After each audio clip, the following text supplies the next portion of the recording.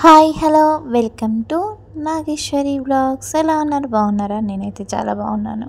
ఇది ఇంట్రో కింద ఇస్తే చాలా బాగా అనిపిస్తుంది, అందుకే మళ్ళీ వీడియో పెడుతున్నాను, ఏమనుకోకండి. అండ్ ఇది వచ్చేసి 2 and 3 days వ్లాగ్ అనమాట. అంటే పెద్ద లాంగ్ ఏముండదు, షార్ట్గా ఉంటుంది, విసుకురాదు. అండ్ ఇది వచ్చేసి మన ట్యాంక్ బండ్ అనమాట. ట్యాంక్ బండ్ నైట్ వ్యూ చూద్దామని ఆ రోజు వెళ్ళాం. ఇంకా నెక్స్ట్ డే అనమాట. నెక్స్ట్ డే శ్రీశైలానికి వెళ్ళడానికి బస్ స్టాప్కి వచ్చాను. మహాత్మా గాంధీ బస్ స్టాప్ అనమాట, ఎంజీ బస్ అని కూడా అంటారు. అండ్ ఇంకా బస్ కోసం వెయిటింగ్ అనమాట. అది మార్నింగ్ 8:30కి వస్తుందంట నార్మల్గా.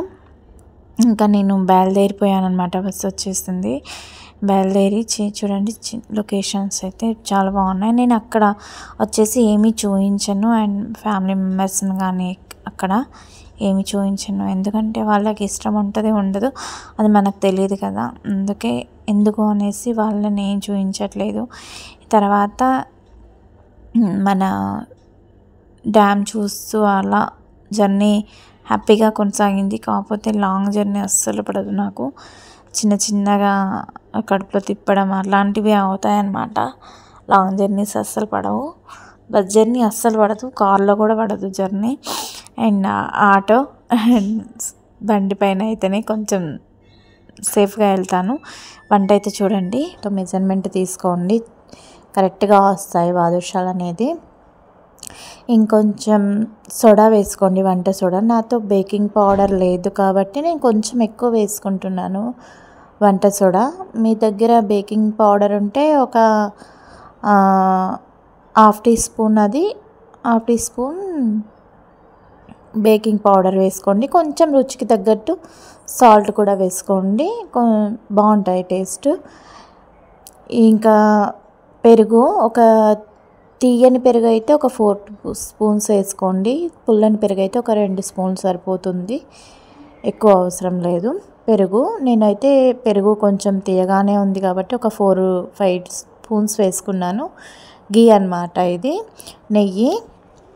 ఇది కూడా ఒక 3-4 spoons అన్నమాట వేసుకున్నాను. పిండికి మొత్తం అబ్జర్వ్ అయ్యేలా మొత్తం పెరుగు, బేకింగ్ పౌడర్, సోడా, ఈ గీ మొత్తం అబ్జర్వ్ అయ్యేలా కలుపుకోవాలన్నమాట సరిగా. ఇగో ఇలా కలుపుకొని మన పిండి ముద్ద ఇలా అడిమి పడితే ముద్దలా అవ్వాలన్నమాట. అలా అయ్యే వరకు దాన్ని ఇలా చూడండి. ఇప్పుడు తగినన్ని వాటర్ వేసుకొని మనం పిండిని ముద్దలా చేసుకోవాలి. కొంచెం మరీ గట్టిగా కాకుండా కొంచెం స్మూత్గా ఉండేలా పిండి ముద్దను కలుపుకోవాలన్నమాట. చూడండి ఇలా స్మూత్గా ఉండాలి. దీన్ని కాసేపు ఒక నూనె లేదా నెయ్యి పైన వేసేసి కాసేపు పక్కన ఉంచేసుకోండి. అదొక 10 minutes అలా నానాలన్నమాట. తర్వాత ఇంకా మనం అది నానేలోపు షుగర్ పాకం ప్రిపేర్ చేసుకుందాం. దానికి నేను వచ్చేసి 2 cups షుగర్ తీసేసుకున్నాను, 2 cups పిండి తీసేసుకున్నాను కదా, 2 cups షుగర్ అన్నమాట, కరెక్ట్గా సరిపోతుంది. చూడండి షుగర్ తీసేసుకున్నాను. షుగర్ తీసేసుకున్న తర్వాత ఇంకొంచెం స్వీట్ ఎక్కువ తినేవాళ్ళు ఇంకొంచెం వేసుకోండి, ఓకే. మా ఇంట్లో అయితే కొంచెం షుగర్ ఎక్కువగానే తింటారు కాబట్టి నేను 2.5 cups తీసుకున్నాను. దీంట్లో ఒక 1 glass ఆఫ్ వాటర్ పోయండి, 1 glass సరిపోతుంది. నేను టీ గ్లాస్తో 2 cups పోసాను. ఇంకా పొయ్యి వెలిగించేసేసుకొని ఇంకా దీన్ని మరిగించుకోవాలన్నమాట పాకం అయ్యే వరకు. అది పొయ్యి వెలిగించుకొని పక్కకు పెట్టేసేసి దీంట్లో వీటిని ప్రిపేర్ చేసుకుందాం. ఈ పిండిని మళ్ళీ ఒకసారి ఇలా కలపకండి, మళ్ళీ ఒకసారి, ఎందుకంటే ఇంకా ఆల్రెడీ లమ్స్ ఫామ్ అయ్యి ఉంటాయి దాంట్లో కాబట్టి మళ్ళీ కలిపితే అది గట్టిగా అయిపోతుంది అన్నమాట. అందుకే ఇంకా చిన్న ఉంటలుగా మీకు నచ్చినట్టు, అంటే పిల్లలు అంటే పిల్లల ఇష్టాన్ని బట్టి కొంతమంది ఏమో పెద్దగా కావాలి అనుకుంటారు ఇవి బాదుషా షేప్. ఇంకొంతమంది ఏమో చిన్నగా కావాలనుకుంటారు. మా పిల్లలకైతే చిన్నగా ఇష్టం.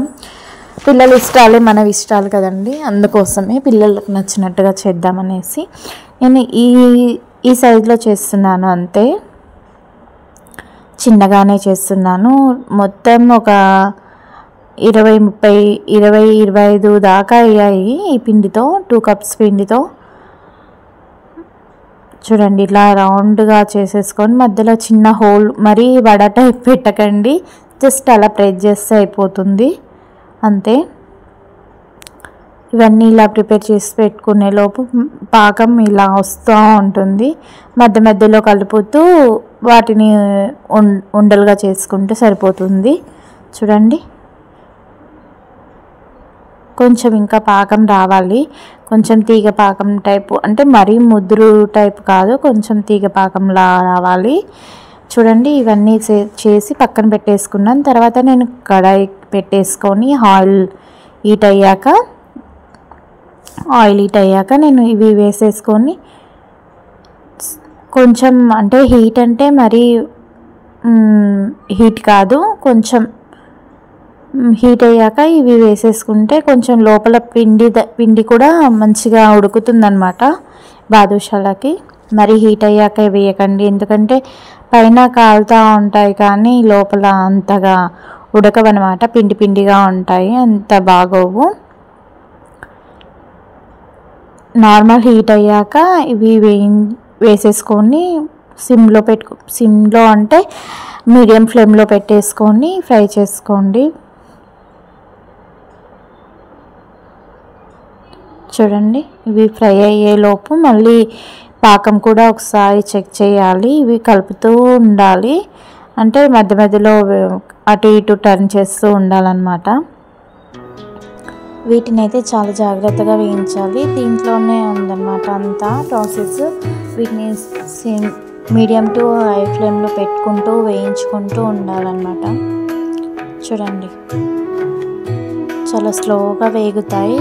పాకం పట్టడం చాలా ఈజీ, కానీ ఇవి వేయించడమే కొంచెం లేట్ అవుతుంది. ఇంకా మిగతా ప్రాసెస్ అంతా ఈజీ అన్నమాట. ఈ టైంలోనే కొంచెం వేలాకులు దంచుకొని ఆ పౌడరు షుగర్ పాకంలో వేసేసుకోండి, కొంచెం ఫ్లేవర్ బాగుంటుంది. కొంతమంది బాదుషాలో ఎల్లో కలర్ కూడా కలుపుతారు, కానీ నేనైతే కలపను, అంటే అంత మంచిది కాదు కదా ఫుడ్ కలరు. చూడండి, మనం గోల్డెన్ కలర్ వస్తూ ఉంది అన్నమాట బాదుషాలకి.